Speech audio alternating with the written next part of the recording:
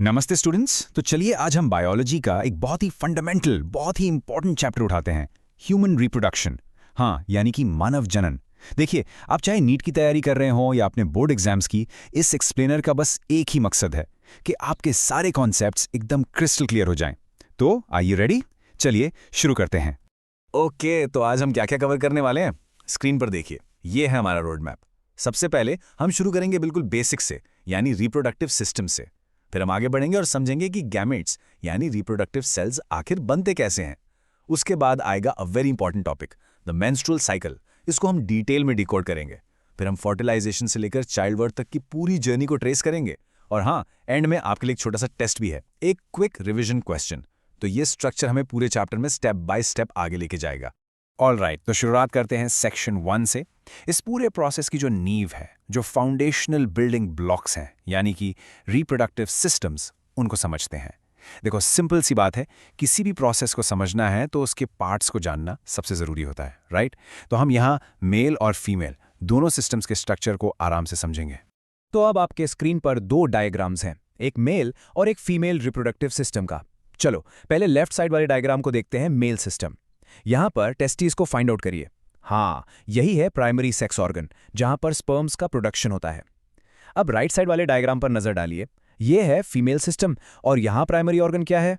Exactly, ovary. और ovary का काम है ओवम यानी एग बनाना। दोनों ही डायग्राम्स में आपको कुछ एसेसरी डक्ट्स और ग्लैंड्स भी दिख रहे होंगे।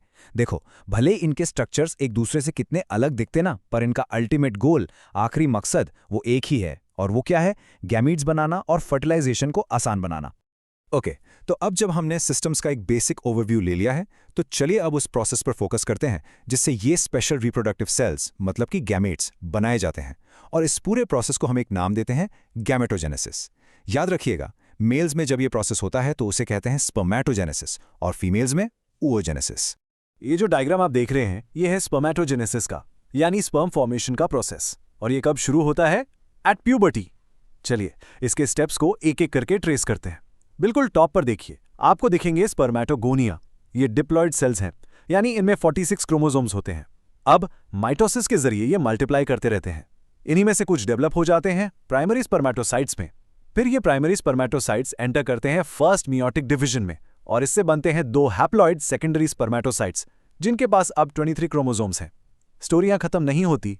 इसके बाद होता है सेकंड मियोटिक डिवीजन, जिसके एंड में हमें मिलते हैं 4 इक्वल साइज्ड स्पर्मेटिड्स। और यही स्पर्मेटिड्स आगे जाकर मैच्योर होते हैं और बन जाते हैं स्पर्मेटोजोआ, यानी कि फंक्शनल स्पर्म्स। तो सबसे इंपॉर्टेंट टेकअवे यहां क्या है? एक सिंगल प्राइमरी स्पर्मेटोसाइट से 4 फंक्शनल स्पर्म्स मिलते हैं। सिंपल। चलिए अब इसको कंपेयर करते हैं oogenesis से, जो आप देखेंगे इससे काफी अलग है। पहला और सबसे बड़ा डिफरेंस, ये प्रोसेस दोस्तों फीमेल की फीटल लाइफ में ही शुरू हो जाता है, यानी जन्म से भी पहले। सोचो, यहां oogonia से बनते हैं प्राइमरी oocytes, लेकिन उनका डेवलपमेंट मियोसिस 1 के प्रोफेज 1 स्टेज पर पॉज हो जाता है, रुक जाता है। फिर प्यूबर्टी के बाद हर मेंस्ट्रुअल साइकिल में एक प्राइमरी oocyte अपना फर्स्ट मियोटिक डिवीजन कंप्लीट करता है। लेकिन यहां एक ट्विस्ट है, यहां डिवीजन अनइक्वल होता है। इससे एक बड़ा सा सेकेंडरी oocyte बनता है और एक बहुत ही छोटी सी फर्स्ट पोलर बॉडी। और सेकेंड मियोटिक डिवीजन वो तो तभी कंप्लीट होगा जब स्पर्म सेल को एंटर करेगा, और उसके बाद हमें मिलता है एक ओवम और एक सेकेंड पोलर बॉडी। तो नेक्स्ट रिजल्ट क्या निकला? सबसे बड़ा डिफरेंस यही है कि यहां एक प्राइमरी oocyte से सिर्फ और सिर्फ एक फंक्शनल ओवम मिलता है। Quite different from spermatogenesis, right? और ये स्लाइड, ये आपके एग्जाम के लिए गोल्ड माइन है, एक हाई यील्ड रिवीजन टूल। चलिए फटाफट इनके बीच के की डिफरेंसेस को समराइज कर लेते हैं। पॉइंट नंबर 1, स्पर्मेटोजेनेसिस प्यूबर्टी में शुरू होता है और ये कंटिन्यूअस प्रोसेस है। On the other hand, oogenesis foetal life में शुरू होता है और डिसकंटिन्यूअस है। पॉइंट नंबर 2, स्पर्मेटोजेनेसिस का एंड प्रोडक्ट क्या है? 4 मोटाइल यानी मूव करने वाले स्पर्म्स, जबकि oogenesis से क्या मिलता है? सिर्फ एक नॉन मोटाइल ओवम और साथ में पोलर बॉडीज। इस टेबल को अपने दिमाग में छाप लो, क्योंकि इससे डायरेक्ट क्वेश्चंस बनते हैं एग्जाम्स में। तो गैमेट्स रेडी हैं। What's next? अब आगे क्या होगा? देखो, फीमेल प्राइमेट्स में, जिसमें हम ह्यूमंस भी आते हैं, एक रिप्रोडक्टिव साइकिल चलता है, और इस साइकिल को हम कहते हैं मेंस्ट्रुअल साइकिल। बेसिकली ये साइकिल हर महीने यूटेरस को एक पोटेंशियल प्रेगनेंसी के लिए प्रिपेयर करता है। ये लगभग 28 दिन का एक रिदमिक और पूरी तरह से हार्मोन कंट्रोल्ड साइकिल है। ओके, ये ग्राफ थोड़ा कॉम्प्लेक्स लग सकता है, पर चिंता मत करो, हम इसको step by step break down करेंगे। ये पूरे मेंस्ट्रुअल साइकिल को मैप है। सबसे पहले नीचे देखो जहां यूट्राइन इवेंट्स लिखा है। फेज 1 है मेंस्ट्रुअल फेज, जो लगभग 1 से 5 दिन तक चलता है। इसमें क्या होता है, यूट्रस की जो एंडोमेट्रियम लाइनिंग है वो शेड होती है। इसके ठीक बाद आता है फॉलिकुलर फेज। अब ऊपर हार्मोन्स वाले ग्राफ पर देखो, यहाँ FSH हार्मोन का लेवल बढ़ रहा है। ये FSH ओवेरियन फॉलिकल को ग्रो करवाता है और ये फॉलिकल बदले में ईस्ट्रोजन रिलीज करता है। और ईस्ट्रोजन क्या करता है, ये यूट्रस की लाइनिंग को फिर से बिल्डअप करता है, उसको मोटा करता है। फिर आता है डे 14, जो साइकिल का सबसे क्रिटिकल इवेंट है, ओव्यूलेशन।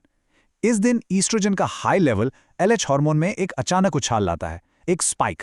इसे कहते हैं LH सर्ज। इसको स्टार मार्क कर लो, ये नीट का फेवरेट क्वेश्चन है।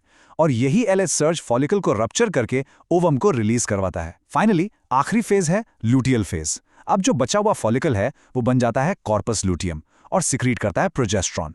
प्रोजेस्ट्रॉन का काम है प्रेगनेंसी के लिए उस लाइनिंग को मेंटेन करना। पर अगर फर्टिलाइजेशन नहीं हुआ तो ये सारे हार्मोन लेवल्स ड्रॉप हो जाते हैं और एक नया साइकिल फिर से शुरू हो जाता है। तो ओव्यूलेशन हो गया और ओवम अब फिलोपियन ट्यूब में वेट कर रहा है। अब हम आगे बढ़ रहे हैं दो बहुत ही इंपॉर्टेंट इवेंट्स की तरफ। पहला है फर्टिलाइजेशन, जिसका मतलब है स्पर्म और ओवम का फ्यूजन, और दूसरा है इम्प्लांटेशन, यानी उस बने हुए एम्ब्रियो का यूट्रस की दीवार से अटैच होना। ट्रूली यहां से एक नए जीवन की शुरुआत होती है। इस डायग्राम में पूरा फर्टिलाइजेशन का प्रोसेस दिखाया गया है। ध्यान से देखो, मिलियंस ऑफ स्पर्म्स ट्रैवल करके फलोपियन ट्यूब के एक स्पेसिफिक रीजन, जिसे एम्पुलरी रीजन कहते हैं, वहां तक पहुंचते हैं। वहां उनका इंतजार कर रहा होता है ओवम। अब जैसे ही एक स्पर्म ओवम की आउटर लेयर यानी जोना पेलुसिडा के कांटेक्ट में आता है, उसके हेड में एक स्ट्रक्चर होता है जिसे कहते हैं एक्रोसोम। इस एक्रोसोम से कुछ पावरफुल एंजाइम्स निकलते हैं जो इस लेयर को डिसॉल्व कर देते हैं, रास्ता बना देते हैं। जैसे ही एक स्पर्म अंदर एंटर करता है, ये लेयर तुरंत बाकी सभी स्पर्म्स के लिए ब्लॉक हो जाती है। और पता है, इसी स्पर्म की एंट्री से सेकेंडरी oocyte का वो रुका हुआ मियोटिक डिवीजन कंप्लीट होता है। उसके बाद दोनों के न्यूक्लियाई फ्यूज हो जाते हैं और बन जाता है एक सिंगल डिप्लॉयड जाइगोट। सो जाइगोट अब बन चुका है, लेकिन इसका सफर अभी शुरू हुआ है। अब इसकी जर्नी शुरू होती है यूट्रस की तरफ, और इस सफर के दौरान इसमें बहुत तेजी से माइटोटिक डिविजन्स होते हैं। इन डिविजन्स को हम एक स्पेशल नाम देते हैं क्लीवेज। तो एक सेल से 2, 2 से 4, 4 से 8 और 8 से 16 सेल स्टेज तक पहुंचता है। इस 16 सेल स्टेज को हम कहते हैं मोरुला। ये मोरुला आगे और डेवलप होता है और बन जाता है ब्लास्टोसिस्ट। अब इस ब्लास्टोसिस्ट में 2 इंपॉर्टेंट पार्ट्स हैं, एक आउटर लेयर जिसे ट्रोफोब्लास्ट कहते हैं और एक गुच्छा सेल्स का अंदर जिसे इनर सेल मास कहते हैं। और यही ब्लास्टोसिस्ट आखिरकार यूट्रस के एंडोमेट्रियम में जाके एम्बेड हो जाता है, धस जाता है। और इसी प्रोसेस को हम कहते हैं इम्प्लांटेशन। और इसके साथ ही प्रेगनेंसी ऑफिशियली एस्टैब्लिश हो जाती है। Okay, so implantation is done. अब प्रेगनेंसी का पीरियड शुरू होता है। इस टाइम में क्या होता है, वो जो इनर सेल मास था ना, वो अब एक एम्ब्रियो में डेवलप होता है और फिर आगे जाकर फीटस बनता है। तो चलिए अब हम फीटस के डेवलपमेंट और आखिर में उस प्रोसेस पर फोकस करते हैं जिसे हम चाइल्ड बर्थ कहते हैं, यानी कि पार्टिरेशन।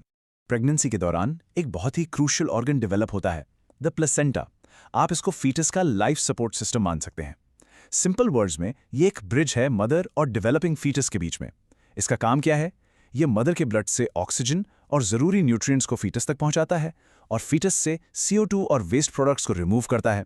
इतना ही नहीं, ये एक एंडोक्राइन ग्लैंड की तरह भी काम करता है। ये HCG यानी ह्यूमन कोरियोनिक गोनाडोट्रोफिन HPL और प्रोजेस्ट्रॉन जैसे बहुत ज़रूरी हार्मोन्स बनाता है जो प्रेगनेंसी को मेंटेन करने के लिए एब्सोल्युटली एसेंशियल हैं। तो after about 9 months of pregnancy आखिरकार वक्त आता है पार्ट्यूरेशन यानी चाइल्ड बर्थ का। अब ये प्रोसेस शुरू कैसे होता है? वेल, इसकी शुरुआत होती है उन सिग्नल से जो फुल्ली डेवलप्ड फीटस और प्लेसेंटा भेजते हैं। इसे कहते हैं फीटल इजेक्शन रिफ्लेक्स। ये रिफ्लेक्स सीधा मदर की पिट्यूटरी ग्लैंड को सिग्नल भेजता है कि हे इट्स टाइम, रिलीज ऑक्सीटोसिन। फिर ये ऑक्सीटोसिन यूट्रस में स्ट्रॉन्ग कंट्रैक्शन शुरू करवाता है और इन कंट्रैक्शंस के रिस्पॉन्स में पिट्यूटरी ग्लैंड और भी ज्यादा ऑक्सीटोसिन रिलीज करती है। So what's happening here? ये एक पॉजिटिव फीडबैक लूप बन जाता है जो तब तक चलता रहता है और स्ट्रॉन्ग होता जाता है जब तक कि बेबी डिलीवर ना हो जाए। Few, what a journey. तो अब तक हमने जो कुछ भी पढ़ा और सीखा है उसको टेस्ट करने का टाइम आ गया है। मैं आपके सामने एक क्वेश्चन रखूंगा जो इस चैप्टर के एक बहुत ही इंपॉर्टेंट कॉन्सेप्ट पर बेस्ड है। लेट्स सी आपको कितना याद है। रेडी? ओके, आपका सवाल आपकी स्क्रीन पर है। सवाल है, टेस्टिस से शुरू करते हुए मेल एक्सेसरी डक्ट्स का करेक्ट सीक्वेंस क्या है? ऑप्शंस आपके सामने हैं। टेक अ मोमेंट, सोचिए आराम से। Okay, times up. The correct answer is option A. Sperms का पाथ क्या होता है? सेमिनिफेरस ट्यूब्यूल से रेटे टेस्टिस, फिर वासा एफरेंशिया, उसके बाद एपिडिडमिस और finally vas deferens. Sperm transport का ये पाथवे बहुत जरूरी है, इसको बिल्कुल मत भूलना। तो उम्मीद है कि ह्यूमन रिप्रोडक्शन का ये डिटेल ब्रेकडाउन आपके लिए हेल्पफुल साबित हुआ होगा। आपके एग्जाम्स के लिए ऑल द वेरी बेस्ट।